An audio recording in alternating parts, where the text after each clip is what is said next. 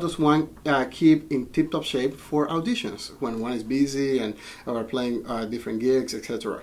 Now, an audition usually is extremely difficult because we are going to be playing and giving ourselves the most that we can, something that is very personal to us, yet is going to be judged by people, and that in a way that not all the time is geared to be receptive toward what we're doing, and therefore it's a very emotionally draining experience.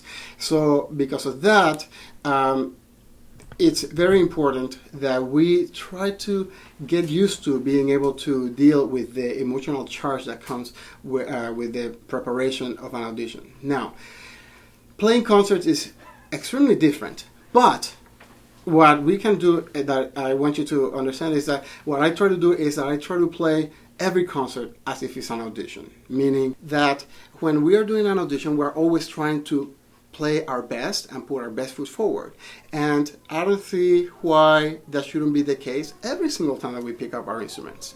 Okay, therefore, we should always take care of making sure that every single time that you play is the absolute best that you can possibly do at that time. And therefore, that way, one always is in the process and in the feeling of trying to put yourself out there in the best way possible. But in reality, that is the only way to play music, is if you are actually always putting your best foot forward and your absolute best. So the mental preparation is a constant because you are always trying to make sure that you play the most beautifully and the most accurately as possible at all times. Now, to keep in tip-top shape, it's important that we always remember what are the most important things that we need for auditions. And that is, number one, tone, correct? So for tone, I actually do one of these exercises that everybody knows, but everybody knows to have in the back drawer, but that nobody does very often, which is the long tone exercise. One of them that I really like very much, which is attributed to Mr. David Weber, the chromatic exercise.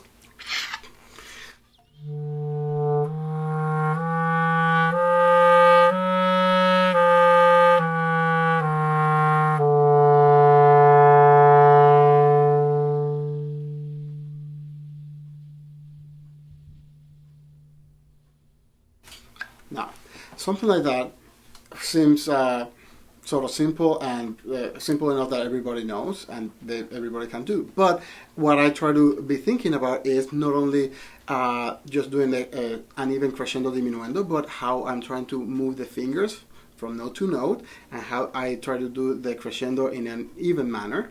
And there's two ways of practicing that exercise. I do it from the softest to the fullest sound that I can make, so that then I'm trying to make a beautiful sound. And then the other way is I can do it from the softest to the absolute loudest volume, regardless of the quality of sound. Now, why would I do something like that?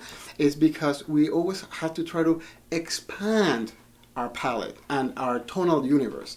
You know, if you practice that, then you will be able to, as you expand your universe of tone, then you can do it back again with the nice one, from the soft to the fullest, to have a more beautiful frame in your expanded picture of sound. Okay.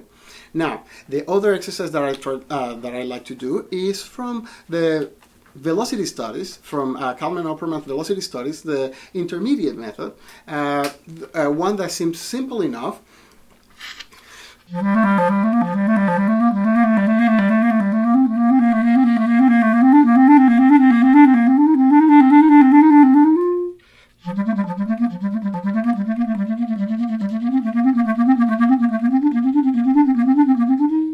Etc., etc. It starts like that, and I actually use it like that, with all staccato, with all legato, going back and forth, so that then I remind myself to keep the air fluid, and then to make sure that I can add articulation without losing quality in the tone. Okay, so those two things are extremely important. Why? They seem sort of simple and very basic, and the reality is that that is what counts. At the end of the day, when you see the most important excerpts that we play for auditions, like the slow movement of the Brahms Third Symphony, is simple notes. It's quarter notes, eighth notes in a very relaxed tempo. And what are we looking for? The quality of sound. There's that long-term exercise.